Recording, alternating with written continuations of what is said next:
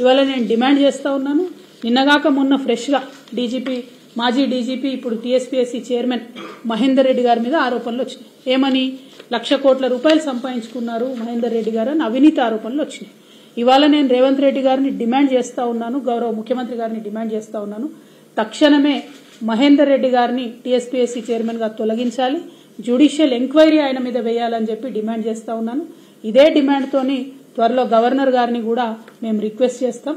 ఎందుకంటే టీఎస్పీఎస్సీని ఇంపీచ్ చేయాల్సి వస్తుంది, రద్దు చేయాల్సి వస్తుంది తప్పితే వాళ్ళంతటా వాళ్ళు రిసిగ్నేషన్ చేసినా ఒప్పుకునే పరిస్థితి ఉండదు.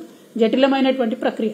నా బాధ ఏంటంటే టీఎస్పీఎస్సీ బాలేదు, మేమేదో నిరుద్యోగులకు అన్యాయం చేసినామని ప్రచారం చేసుకుని వాళ్ళ ప్రభుత్వంలోకి వచ్చినటువంటి మీరు మరి ఒక అవినీతిపరుడైనటువంటి వ్యక్తి అనే ఆరోపణలు వస్తున్నటువంటి వ్యక్తి చైర్మన్గా, మా ప్రభుత్వంలో 5 సంవత్సరాలు డీజీపీగా పనిచేసినటువంటి వ్యక్తిని చైర్మన్గా వేసుకొని, ఆంధ్రోళ్లను మెంబర్లుగా వేసుకొని, పొలిటీషియన్స్ని మెంబర్లుగా వేసుకొని తెలంగాణ యువకులకు ఎట్లా న్యాయం చేస్తారు ఇవాళ మీరు చెప్పాలి.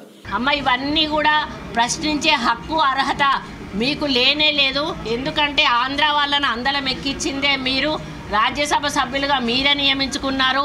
మరి టెండర్లు కానీ ఏవైతే మనకు ప్రాజెక్టుల టెండర్లు అవి కూడా మీరు ఆంధ్ర వాళ్ళకి ఇచ్చుకున్నారు.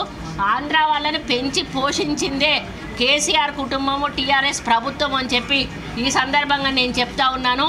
మహేందర్ రెడ్డి గారు చేరి 2 వారాలు కూడా కాలేదు, అప్పుడే ఆయన మీద ఆరోపణలు అనేటువంటి మాట మాట్లాడడం కూడా హాస్యాస్పదంగా ఉంది. మరి ఎందుకు ఇంత కాలంలోనే ఆయన మీద వచ్చిన అభియోగాలు ఏంటి? మరి మీ ప్రభుత్వంలో ఆయన అత్యంత పెద్ద స్థానంలో, డీజీపీ స్థానంలో కూడా కూర్చోబెట్టిన విషయం మీరు మర్చిపోయారా? మరి అవినీతి అధికారి అయితే మీరు ఆ రోజు ఎందుకు ఆయనను డీజీపీ స్థాయిలో కూర్చోబెట్టారని చెప్పి అడుగుతా ఉన్నాను. ఈరోజు సింగరేణిలో 20,000 మంది ఉద్యోగాలు ఇచ్చిన చెప్పుకోవడానికి మరి సిగ్గుపడాల్సిన అవసరం ఉంది. మీలాగా లిక్కర్ స్కామ్ చేసిండా ఏమన్నా మహేందర్ రెడ్డి అని చెప్పి అడుగుతా ఉన్నాను. లేకపోతే టీఎస్పీఎస్సీ పేపర్లు లీక్ చేసిండా, లేకపోతే ఒకటే రూమ్లో అందరినీ మీకు అనుకూలంగా ఉన్న వాళ్ళని కూర్చోబెట్టి టీఎస్పీఎస్సీ మరి ఎగ్జామ్స్ రాయించి ఉద్యోగాలు ఏమన్నా ఇప్పించిండా మహేందర్ రెడ్డి అని చెప్పి ఈ సభ నుంచి, ఈ వేదిక నుంచి కవితను నేను ప్రశ్నిస్తూ ఉన్నాను.